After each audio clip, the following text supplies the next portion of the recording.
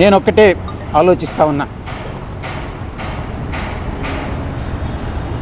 మీరు కూడా కోటరీలో భాగస్వాములే కదా అని మీడియా మిత్రులు కూడా చాలాసార్లు ప్రశ్నించారు.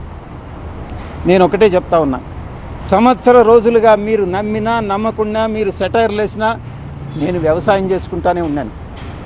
అప్పుడప్పుడు నేను గమ్ముగా ఉండలేను కాబట్టి నాకున్నటువంటి స్వల్పమైనటువంటి రాజకీయ పరిజ్ఞానంతో ఏదో ట్వీట్స్ పెట్టడం, ఏదో టెక్నికల్గాను అకాడమిక్గాను ట్వీట్స్ పెట్టడం చేస్తూ ఉన్నాను. అంతేగాని నేను జగన్మోహన్ రెడ్డి గారిని విమర్శించడమో లేకుండా ఉంటే ఇంకొక రాజకీయ పార్టీని విమర్శించడమో నేను చేయలే.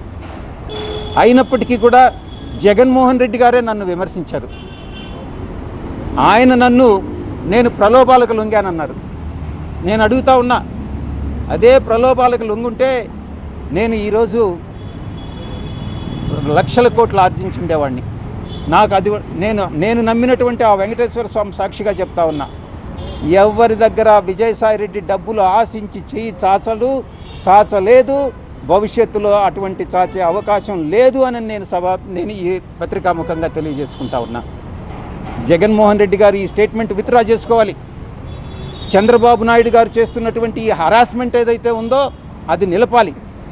ఇవి రెండూ జరగాలంటే తిరిగి రాజకీయ రంగ ప్రవేశం చేయాలి. అది ఏ విధంగా అన్నటువంటిది నేను మీకు తెలియజేసుకుంటా.